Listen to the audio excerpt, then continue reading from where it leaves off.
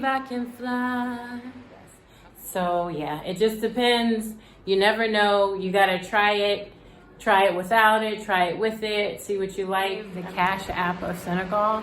So surviving the heat, surviving the bites. This and a whole lot more as we look at in-depth survival tips in Africa. Please hit that subscribe button and like this video to get more from Traveling Umi. Air conditioning. What can I say about this? You're American, coming to Senegal, you're not used to the hot weather. You need it. The temperatures in Kaolack, the highs per day run between 90 and 100 and above. So if you think you're gonna go without this, think again. This is important to Americans living in Senegal. I'm not saying some don't live without. My son-in-law has been living here 9 years and he's hardly ever had air conditioning. He just got it when he got married for his wife, my daughter. So, yeah, you can make it, but probably if you can have one installed, get it. It's only about $300 to $400, somewhere in that range to have it installed. They'll put it in your house. They'll put something up like this. You get a little remote, and you don't have to have it in every room. Just for one room, you can get it installed where you think you might need it the most. We have it in every room except the kitchen. And sometimes you don't want to go in the kitchen just because it's that hot. But yeah, that's air conditioned in Senegal. I call Senwave the Cash App of Senegal. So it works very similar to what we know in America as Cash App. I'm sure there's some other little apps, but I use Cash App a lot. And so it's one you want to get if you come here. It's got the little yellow thing and with the penguin, yellow background with the penguin. And it just allows you to send money to anybody. We were able to send money to our maid. We were send money to our cook, send money to our driver, send their paychecks, send money for them to pick up groceries, send money for the tailor when we pay them. So you don't always have to get your money exchanged. Get your money exchanged. You don't always have to get your money exchanged with Senwave. That way, really, we send people money sometimes with Senwave and they just give it to us like they're a bank. So you want to check the exchange fees because Senwave does add a little bit extra than what's the normal exchange fee rate for that day. But just check it. We did both. We would get money out of the bank when we needed to, and when we could, we would send money to maybe our driver or someone who could just pull money from their Senwave account and give us the CFAs directly, give us the cash or the CFAs directly. So yeah, here I'm gonna show you a little bit, kind of walk you through a little bit about Senwave and just show you what it looks like. So here you can see the app. It's a yellow background with a penguin. It's called Senwave. You click on that and you see where you can type in the USD amount. Let's say like $1 equals however much that says. I can't see it that clearly. $10 equals that amount of CFAs. $100 equals that amount. So it's basically converting it for you. Or you can put in the CFA amount you want to send. Say you want to send 50,000 CFA. That's roughly about $100. That's how we would keep it in our minds. But see, if you saw there, it said 89. So it just depends on the exchange rate. And this is where you add your recipients. If it's somebody already in your contacts, you can just probably send it to them automatically. But if it's a new person, you may have to add them to your contacts first before you're able to send it. So there is a whole setup process that you need to go through. I think they have to validate your account, at least when we did it. So that still might be in effect. But basically, that's Senwave.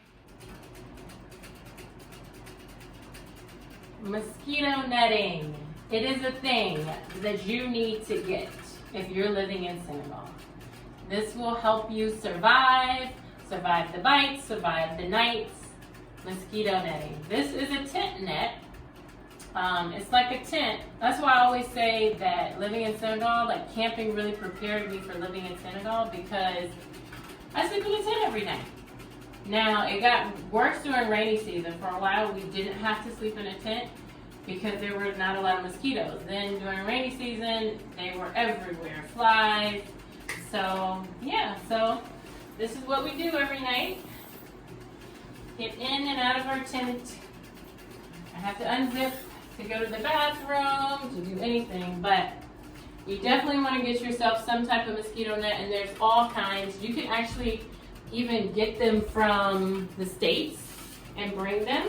The ones that hang from the ceiling, we had that one for a while. The ones that spread over like a canopy. So there's all kinds, but yeah, this saved our life. This helped us have nights that weren't as sleepless. And sometimes, you know, the mosquitoes will actually get in the tent, and then you'll be waking up all night trying to kill them or scratching bites. So yeah, it was a thing, and once we just got used to it, it was just easy. So mosquito nets. One last thought about mosquito nets. It's not to say that some people, I know Americans that moved here that may have never used them or rarely use mosquito nets. But everyone in our party, for some reason, the mosquitoes loved us. So yeah, it just depends. You never know. You gotta try it. Try it without it, try it with it, see what you like. I mean, you might be one that the mosquitoes don't like. They loved us. So, you know, just another thought. So you're gonna have to do some trial and error to find out what works best for you.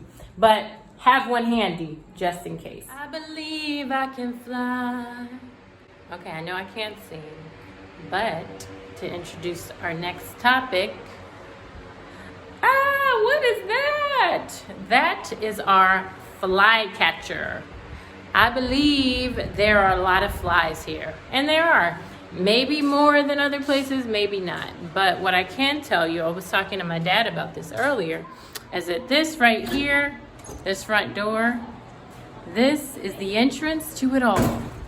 And in Senegal, a lot of people live an inside-outside life. Their houses are kind of built like you can see our neighbors' houses across there. They have a courtyard where their doors are open. They have curtains for their doors. So us Americans, we're not used to leaving our door open without a screen door. So I'm like, oh.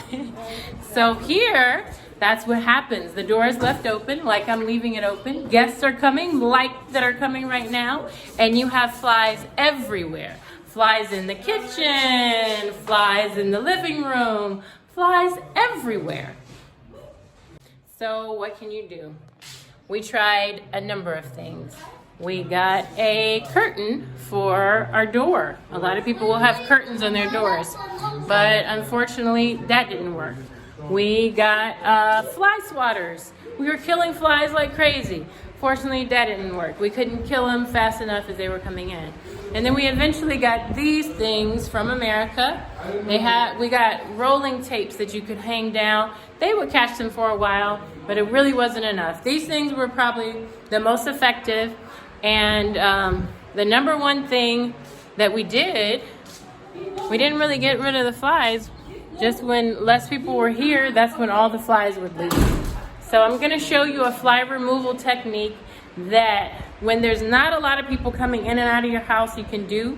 If there's a lot of people coming in and out of your house, it may not be effective because you'll get rid of flies, they'll bring more in. So I'm gonna demonstrate it for you. I learned this early on, but it was really no use of me doing it while we had maybe six people here with our neighbors and children that were coming in and out. So it really made no sense to do that. So now I'm going to show you the new way that we did things. Fly removal 101. So you want to get you a blanket. I'm just using a shirt because I'm just showing you guys. Then you want to close the door, close the area off. If we were doing the hall, we would maybe leave the kitchen open, try to usher the flies into the hall. But this is an area we have a lot of flies, so we're going to close that door. And then you're going to open the way out. Usually it's the front door or maybe a window that doesn't have a screen. We're going to open the door, and then you just start shooing the flies. Now I know what you guys are thinking, this is super easy. Why didn't I think of that? Well, I didn't think of that because I haven't lived with a million flies in like ever, or since I was younger. So you just shoo the flies, and if they're in the corner, you can go shoo them out in different corners. And this is a very effective way when it's only a few people home, you know there's not going to be a lot of in and out. Once you get all the flies out, or as many as you can, and you can just close that, lock it. That will still do the work if you have one of these sticky things up or sticky tape or something. But yeah, fly removal 101. Hey there. So what season is it in Senegal? Hot season? Oh no, it's hot season. Oh wait, it's hot season. So in Senegal, you'll find out, living here, that there's only 2 seasons, dry and rainy. The rest is hot. So we lived in Kaolack. I lived in Dakar a little bit, went there here and there. And Dakar was mild compared to Kaolack. Kaolack, there's been one temperature all year, hot. So there's the dry season where it doesn't rain, and there's the rainy season where it rains a lot.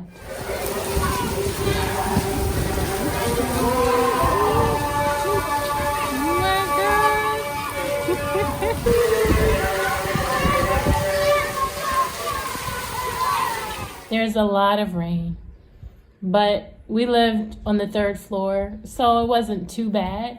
But there were some times where it just rained and rained and rained. But it was usually still hot.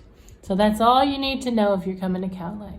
It's going to be hot season. If you're going to be living in Dakar, somewhere near the ocean, you might want to bring a jacket. I even seen some people walking around in coats every once in a while because the mornings might be really cool, the evenings might be cool. But yeah, other than that, just get prepared for hot season.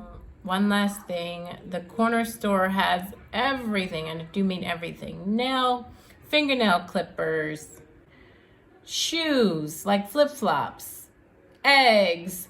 It's like amazing what they just pull out from behind that counter at the corner store. So yeah, don't sleep on the corner store. I waited like 2-3 months. I didn't have fingernail clippers, and I asked my son-in-law where were they, and he said you can get them from the corner store. So yeah, just take a picture of what you want. Take a Google it, do a screenshot, or if you have data, show them. If you don't know the word to use, to ask them.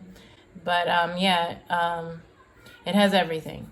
So there's so many more tips I could share with you guys. So all right, that's it for survival tips in Africa. I don't know why I'm making this last part laying down, but I'm tired. It's the end of the day. I hope you liked it. Please comment. What tip do you think I forgot? Is there something I left out? What other things would you like to know? And make sure you subscribe, and I'll see you guys next time.